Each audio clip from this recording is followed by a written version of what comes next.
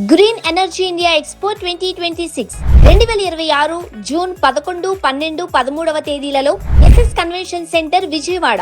పునరుత్పాదక ఇంధన రంగంలోని ప్రముఖ బ్రాండ్లను కలవండి, అత్యాధునిక సాంకేతికతలను తెలుసుకోండి, నిపుణుల సెషన్లలో పాల్గొనండి మరియు పరిశ్రమ ప్రముఖులతో నెట్వర్క్ ను విస్తరించుకోండి. నమస్తే. ప్రస్తుతం మనతో పాటు ఉన్నారు సీనియర్ జర్నలిస్ట్ భరద్వాజ్ గారు. నమస్తే అండి. నమస్తే. పెద్ద రిలీజ్ అయింది. సో మనము రివ్యూస్ చూస్తున్నప్పుడు, కొంతమంది పబ్లిక్ టాక్ వింటున్నప్పుడు, కొంతమంది చాలా బాగుంది, ఎక్సలెంట్ అంటున్నారు, మరి కొంతమంది మాత్రం 600 లాసే అంటున్నారు. ఓటీటీలోకి వస్తుంది చూసేయండి అంటూ కూడా చెప్పడం మనం చూస్తున్నాం. దాని అర్థం మిక్స్డ్ టాక్. కొంతమందికి నచ్చింది, మరి కొంతమందికి నచ్చకపోయింది. ఎందువల్ల అంటారు? అసలు ఏంటి, ఎలా ఉంది? మిక్స్డ్ టాక్ కంటే కూడా సినిమాకి ఒక కీలకమైనటువంటి అంశాలు చాలా వదిలేశాడు డైరెక్టర్ గారు. చాలా లూజ్ గా వెళ్ళాడు. అంటే హీరోని ఎలివేట్ చేయటము అనే దీనిలో మిగిలిన విషయాల మీద ఆయన శ్రద్ధ పెట్టలేదు. కథను పక్కన పెట్టారు. అంటే కథ విషయంలో పాన్ ఇండియా సినిమా అనగానే ఒక కొత్త ప్రపంచాన్ని చూపించాలి అనేటువంటి ఒక బిలీఫ్ లోకి వెళ్ళిపోయారు. అంతే తప్ప లోకల్ కథల్ని గ్లోబల్ లెవెల్లో చెప్పగలగటం అనేటువంటి టెక్నిక్ ని అడాప్ట్ చేసుకోవట్లేదు. అడాప్ట్ చేసుకోకపోవడం వలన వీళ్ళు వేరే ప్రపంచం చూపించాలి, ఏదో కొత్త లోకాలు చూపించాలి ప్రపంచానికి అనుకుని ఆ భ్రమలో ఈయన ఒక చీకటి గ్రామం కథని ఎంచుకున్నాడు. ఎంచుకోవడం వరకు బాగానే ఉంది, కానీ ఆ చీకటి గ్రామం ప్రజలు పడే సఫరింగ్స్ జోలికి వెళ్ళలేదు. అంటే వాళ్ళకి ట్రాన్స్పోర్టేషన్ కల్పించేస్తే సమస్య పరిష్కారం అవుతుంది అంటే మొత్తం సినిమా నడిచేది ఒక చిన్న పాయింట్ మీద. అదేంటంటే ఆ ఊరి ముందు నుంచి వెళ్ళేటువంటి రైల్వే పట్టాల మీద అట్నుంచి వెళ్ళే రైళ్లు ఒక 2 నిమిషాలు ఆగితే చాలు అనేదే కీలక పాయింట్ ఆ సినిమాలో. కథాంశం అదే. దానికోసం ఒక 2 క్యారెక్టర్లు పడేటువంటి స్ట్రగుల్, అంటే ఏం చేయటానికైనా చచ్చిపోవడానికైనా సిద్ధపడిపోయేటువంటి 2 క్యారెక్టర్ల మీద సినిమా నడుస్తుంది. ఒకటి జగపతి బాబు క్యారెక్టర్, రెండోది రామ్ చరణ్ క్యారెక్టర్. ఇది దీన్ని స్టోరీ లైన్ గా ఎలా యాక్సెప్ట్ చేస్తాం అనేది ఆలోచిస్తే, ఇక్కడ 2 నిమిషాలు ట్రైన్ ఆగితే సమస్యలు పరిష్కారం అయిపోతాయా? ఆ ప్రాంతంలో అనేక సమస్యలు ఉంటాయి వాళ్ళ జీవితాల్లో, దాన్ని కూడా చెప్పాలి కదా డైరెక్టర్ గారు. వాళ్ళు గుర్తింపుకు నోచుకోని గ్రామం. అది గుర్తింపుకు నోచుకోని గ్రామం అంటే వాళ్ళ పేర్లు ఓటర్ల లిస్టులో ఉండవు, వాళ్ళకి ఏ రకమైనటువంటి గుర్తింపు కార్డులు, ఐడీలు ఉండవు, ఆధార్ కార్డులు ఉండవు. ఇలాంటి సమూహాలు అడవుల్లోనూ ఉంటాయి, చాలా కొండ ప్రాంతాల్లోనూ ఉంటాయి. చుట్టూ కొండలు ఉండే మధ్యలో ఎక్కడో బతుకుతూ ఉంటారు వాళ్ళు. ఇప్పుడు అబూజ్మాడ్ లాంటి ప్రాంతాల్లో అక్కడికి మావోయిస్టులు ఎంటర్ అయ్యే టైంకి అలాంటి సమూహాలు, గుర్తింపుకు నోచుకొని సమూహాలు ఉన్నాయి అక్కడ.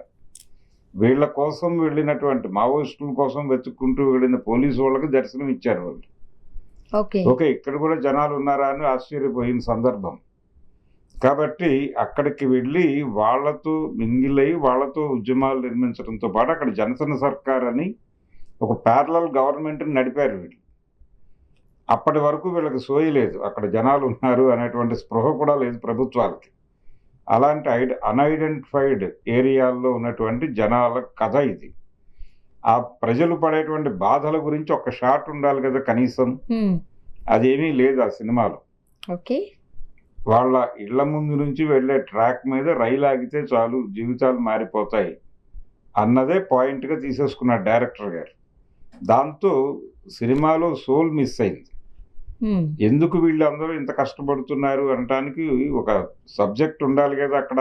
గతంలో ఏదైనా ఫేస్ చేసిన అనుభవాలు, ప్రజల జీవితాల్లో ఉన్న కష్టాలు ఏమిటి, వాళ్ళని నేర ప్రపంచం విపరీతంగా వాడేసుకుంటుంది. ఇలాంటి వాళ్ళని, ఇలాంటి అన్ఐడెంటిఫైడ్ పీపుల్ ని వాళ్ళు వాడేసుకుంటారు. ఎందుకంటే వీళ్ళ వేలి ముద్రలు దొరికినా పెద్ద ప్రమాదం ఏం కాదు, వీళ్ళు దొరకరు ఎక్కడ. వాళ్ళతో ఆ నేరం చేయించేసుకుని తీసుకెళ్ళి అక్కడ పడేస్తే ఇంకా అది ఎవరు చేశారు అనేది ఎవరికీ అర్థం కాదు. వాళ్ళ పోలీసు రికార్డుల్లో వీళ్ళకి సంబంధించిన వివరాలు ఉండవు, ఏ ఫైల్లోనూ వీళ్ళకి సంబంధించిన ప్రస్తావనలు ఉండవు, వాళ్ళ పేర్లు ఉండవు. కాబట్టి వాళ్ళని రకరకాల పనులకు వినియోగించుకునే వాళ్ళు చాలామంది ఆ ప్రాంతాల్లో మూగి ఉంటారు.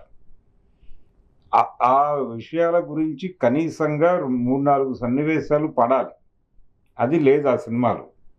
లేకపోవడంతో ఎందుకు కష్టపడుతున్నారు వీళ్ళందరూ, ప్రాణాలు అంటే ఎందుకు పోరాడుతున్నారు అనే సందేహం ఆడియన్స్కి వస్తుంది. అయితే ఒక చిన్న ఇక్కడ స్టేషన్ ఉంది, నువ్వెందుకు నన్ను ఎంతసేపు నడిపించావు అని ఒక స్పోర్ట్స్ అధికారి అడుగుతాడు తనని నడిపిస్తున్నటువంటి ఆ ట్రైబల్ కుర్రాడిని. అడిగితే మీకు ఈ కథ అంతా చెప్పడం కోసం నడిపించానండి, ట్రైన్ వచ్చేసింది మా ఊరు అని చెప్తాడు చివరిలో. అదేదో జస్టిఫికేషన్ డైలాగ్ లాగా అనుకుంటున్నారు రామ్ చరణ్ అభిమానుల వరకు, అది సాటిస్ఫైడ్ రిప్లై.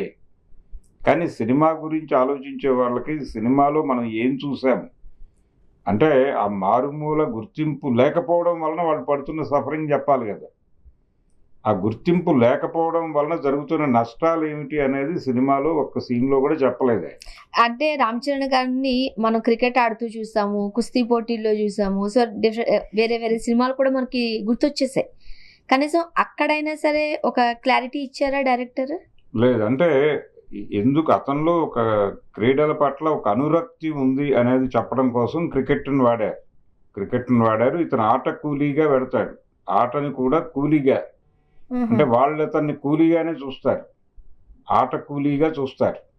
చూసి అతన్ని వేలం పాడుకుని అతనితో ఆడించుకుంటారు. ఇప్పుడు మన దగ్గర ఐపీఎల్ అలా అంతే, ఐపీఎల్ లాంటి కాన్సెప్టే. ఓకే, వేరే టీమ్స్ ఉంటాయి అక్కడ, విజయనగరం టీము, బొబ్బిలి టీము, ఇలా టీమ్స్ ఉంటాయి. ఆ టీమ్స్ వాళ్ళు ఇతన్ని వేలం పాడుకుని వాళ్ళ టీంలో ఆడించుకుంటారు. ఇలా నడుస్తూ ఉండగా వీళ్ళు మనని దోచుకుంటున్నారు, ఇలా లాభం లేదు, మనం ఏదో ఆల్టర్నేటివ్ ఆలోచించాలి అని అనుకుంటాడు ఇతను. ఈ ఐడియా అతనిలో ప్రవేశించింది అనే విషయం వాళ్ళకి తెలియగానే వాళ్ళందరూ ఒకటైపోతారు. ఒకటైపోయి వేలం పాటలో ఎవరు పాల్గొనకుండా రూపాయికే అతన్ని ఒక టీంకి కట్టేస్తారు. అప్పుడు అతనికి ప్రపంచం చాలా, అంటే వీళ్ళు తలుచుకుంటే మన ఏవైనా చేయగలరు అనేటువంటి విషయం అర్థమవుతుంది. అర్థమైన తర్వాత ఆ క్యారెక్టర్ ఎలా రియాక్ట్ కావాలి, చాలా వైలెంట్గా రియాక్ట్ కావాల్సిన సందర్భం అది. అక్కడ చాలా సైలెంట్గా ఉండి వ్యూహాత్మకంగా పెడదాం, పొలిటికల్ వ్యూహం పన్నే రాజకీయ నాయకుడిలాగా మార్చారు ఆ క్యారెక్టర్ని. అలా చాలా సందర్భాల్లో కథని వేగవంతంగా తీసుకెళ్లే అవకాశాలు వచ్చినప్పటికీ డైరెక్టర్ గారిలో ఆ స్పృహ లేకపోవడంతో దాన్ని అలా డైల్యూట్ చేసి వదిలేశాడు. ఇది ఒక రకంగా ప్రజా చైతన్యాన్ని తక్కువగా చూపించటమే. చాలా విషయాల్లో రామ్ చరణ్ మీద కేంద్రీకరించి ఆ ప్రాంత ప్రజలుని అవుట్ ఫోకస్లో పెట్టాడు ఆయన. అది జనాలకి కన్ఫ్యూజన్గా మారింది. ఎందుకు ఇతను యుద్ధం చేస్తున్నాడంటే అక్కడ జనాలు ఉన్నారు, ఆ ప్రజలకి సఫరింగ్స్ ఉన్నాయి అనేది చెప్పాలి కదా నువ్వు, జనాలకి అర్థమయ్యే పద్ధతులు. అదేం చెప్పకుండా మీరు ఊహించుకోండి అని ఊహలకు వదిలేస్తే అలాగా. ఇక జాన్వీ కపూర్ పాత్ర ఎలా ఉంది సార్? అంటే గ్లామర్ కోసమే వాడుకున్నారా లేకపోతే ప్రాధాన్యత కోసమే తీసుకున్నారు, అంతకుమించి వేరే పర్పస్ ఏం లేదు. అసలు ఆ క్యారెక్టర్ లేకపోయినా కథకు వచ్చిన ఇబ్బంది ఏమీ లేదు. అది జస్ట్ గ్లామర్ అనేటువంటి అంశం కోసం మాత్రమే ఆ క్యారెక్టర్ని తీసుకున్నారు, అంతకు మించి వేరే ప్రయోజనం లేదు. రెండోది, ఈ సినిమాలో విలన్ అనే క్యారెక్టర్ లేదు, విలన్ లేడు. అది బాగుంది నిజానికి ఆ డిజైన్. అంటే సమాజమే విలన్ అని అంటున్నారు కానీ సమాజం కాదు, స్టేట్ విలన్, రాజ్యమే శత్రువు అనేది బాగా ఎస్టాబ్లిష్ చేయగలిగాడు. కానీ ఆ రాజ్యం చేసే దుర్మార్గాలను చూపించకుండా మీరు అనుకోండి అంటే ఎలా కుదురుతుంది? అందుకని స్పెసిఫిక్గా విలన్ లేడు. స్టేట్ తాలూకా యంత్రాంగాలు ఉంటాయి, పోలీస్ యంత్రాంగం ఒక టైంలో విలన్గా కనిపిస్తుంది, అధికారులు ఒక టైంలో విలన్గా కనిపిస్తారు, లేకపోతే కోర్టులు ఒక టైంలో విలన్గా కనిపిస్తాయి. అలాంటి సందర్భాలన్నీ అల్లుకుంటూ వెళ్ళాలి, వెడితే జనాలకు అర్థమవుతుంది, ఓహో ఇతను స్ట్రైట్ అండ్ విలన్గా చూపిస్తున్నాడు, అందుకని స్పెసిఫిక్గా విలన్ క్యారెక్టర్ లేదు ఈ సినిమాలో అని. ఇలాంటి చాలా మిస్సింగ్ పాయింట్స్ ఉన్నాయి సినిమా నిండా, పంటి కింద రాళ్ళుగా తగులుతాయి. కాకపోతే ఆ క్యారెక్టర్ని రామ్ చరణ్ యాక్సెప్ట్ ఎందుకు చేశాడు అంటే ఆయనకు ఆ క్యారెక్టర్లో ఉన్న డైనమిక్స్ నచ్చినాయి. అంటే తనని తాను నటుడిగా ఎలివేట్ చేసుకోవడానికి ఈ క్యారెక్టర్ చేసి తీరాలి అనుకున్నాడు ఆయన. రంగస్థలం లాంటి సినిమా చూసినప్పుడు ఆ క్యారెక్టర్ కి రామ్ చరణ్ గారు తప్పితే వేరొక ఊహించుకోవడం మనకి ఎప్పటికీ కష్టమే. అవును. ఇప్పుడు అంటే సినిమా పరంగా, కథ పరంగా పక్కన పెడితే నటన పరంగా ఎలా ఉందంటారు? అద్భుతంగా నటించాడు ఆయన. సినిమాని తన భుజాల మీద మోసాడు. రామ్ చరణ్ కోసం జనం సినిమాని భరిస్తున్నారు ఒక రకంగా. ఆ కష్టం కనిపిస్తోందా? ఆ కష్టం కనిపించింది. కథలో ఇన్ని డొల్లతనాలు ఉన్నప్పటికీ, అంటే ఆయన డైరెక్టర్ బుచ్చిబాబు గారు ఒక మాట అన్నాడు, ఈ సినిమా గురించి నెగిటివ్ రివ్యూలు చెప్పే వాళ్ళకు ఒక విజ్ఞప్తి చేస్తున్నాను, కథని చూసి మాట్లాడండి అన్నాడు ఆయన. కథని చూసి మాట్లాడుతున్నాను నేను చాలా స్పష్టంగా. కథలో 100 సమస్యలు ఉన్నాయి. ఆ సినిమా ఈరోజు 138 కోట్లు కలెక్ట్ చేసిందని చెప్పి వాళ్ళు పోస్టర్ వేశారు. ఆ పోస్టర్ బయటకు రావడానికి కారణం రామ్ చరణ్. రామ్ చరణ్ ఉండటం వలన అది సాధ్యమైంది. రామ్ చరణ్ ఉండటం వలన మాత్రమే కాదు, ఈ సినిమాలో ఏ కంటెంట్ ఉండబోతోంది అనేది ఆయన సూచనప్రాయంగా ట్రైలర్లో చెప్పాడు. ఆ చెప్పటం అనేది జనాలకి ఒక ఎక్స్పెక్టేషన్ ఇచ్చాడు ఆయన. ఆ పరిధిలోనే ఉంది సినిమా, అంతకు మించి లేదు. అందుకని జనాలు కూడా చెప్పిందే తీసాడులే అని ఒక ఎక్స్క్యూజ్ మోడ్లో ఉన్నారు డైరెక్టర్ పట్ల. అందుకని సినిమా సేఫ్ ప్రాజెక్ట్గా మిగిలింది. అంటే పాత విలువల ప్రకారం చూస్తే ఇది అబోవ్ యావరేజ్ సినిమా, అంతకు మించి సూపర్ హిట్ అని చెప్పుకునే పరిస్థితి అయితే లేదు. కలెక్షన్స్ అయితే మాత్రం ప్రస్తుతానికి కొల్లగొడుతుంది. అఫ్ కోర్స్ ఫ్యాన్స్ వీళ్ళందరూ ఒకసారన్నా చూసేయాలనుకుని వెళ్తారు కూడా. వాళ్ళు అందరూ అనుకున్నట్టుగా అంటే ఈ సినిమాలో ఒక మోటివేషన్ లేదు. ఆ క్యారెక్టర్ నేను అనుకున్న కథ ఏంటంటే ఆ పాట చూసిన తర్వాత, రై రై రారా అనే పాట చూసిన తర్వాత, ఇది చీకటి గ్రామం కథ అని తెలుసు. ఈ చీకటి గ్రామంలో వాళ్ళు పడే సఫరింగ్స్లో నుంచి వాళ్ళని బయటకు తీసుకురావటానికి ఒక వేదిక కావాలి మనం ఇది మాట్లాడటానికి అనేది స్పోర్ట్స్ని ఎంచుకుంటాడు ఆయన. ఎంచుకుని ఆ ఊరి జనాలు కుర్రాళ్ళందరినీ కూర్చోబెట్టి మనం రకరకాల ఆటలు నేర్చుకోవాలి, ఎవరికి ఎక్కడ టాలెంట్ ఉంటే అక్కడ నేర్చుకోండి, నేర్చుకుని అన్ని ఆటల్లోనూ మనం ఒకేసారి బ్లాస్ట్ చేయాలి దేశాన్ని. చేస్తే అన్ని కబడ్డీలోనూ వాళ్ళే గెలుస్తారు, క్రికెట్లోనూ వాళ్ళే గెలుస్తారు, ఖోఖోలోనూ వాళ్ళే గెలుస్తారు, బ్యాడ్మింటన్లోనూ వాళ్ళే గెలుస్తారు. ఇలా అన్ని చోట్ల గెలిచేసి ఈవెన్ చెస్ పోటీల్లో కూడా. ఏంటి యూనిక్నెస్, ఆ ఊరు నుంచి ఏదో ఊరు, ఆ ఊరి పేరు కూడా లేదు ఆ ఊరికి, అక్కడి నుంచి వచ్చామని మాట్లాడతారు ఏమిటి వీళ్ళు అని అడిగినప్పుడు ప్రపంచం ఒకసారి ఏమిటి విచిత్రం అని చూస్తుంది. చూసినప్పుడు వీళ్ళు చెప్తారు మా ఊళ్ళో ఇన్ని గందరగోళాలు ఉన్నాయి, మమ్మల్ని కనీసంగా పట్టించుకున్న నాథుడు లేడు ఇంతకాలం, అందుకని మేము ప్రపంచం దృష్టికి రావటం కోసం ఈ యుద్ధం చేసి సాధించాం, ఇప్పటికైనా ప్రభుత్వం పట్టించుకుంటుందా లేకపోతే మేము ఇంకేదైనా చెయ్యాలా అన్న ధోరణిలో సినిమాని డ్రైవ్ చేస్తాడేమో డైరెక్టర్ గారు అనుకున్నాను నేను. కానీ అవేవీ లేవు సినిమాలో, గందరగోళం తప్ప. అందుకని వెళ్తుంది మిక్స్డ్ టాక్. రెండోది మ్యూజిక్ కొంత హెల్ప్ అయింది సినిమాకి. రెహమాన్ గారు ఇచ్చినటువంటి రీ రికార్డింగ్ చాలా బాగుంది, కొత్తగా ఉంది. ఈ మధ్య కాలంలో అలాంటి ఆర్ఆర్ వినలేదు. ఆ మేరకు ఆయన కంట్రిబ్యూషన్ ఉంది. అలాగే రామ్ చరణ్ కంట్రిబ్యూషన్ మేజర్ ఈ సినిమాకి, తను ప్రాణం పెట్టి చేశాడు.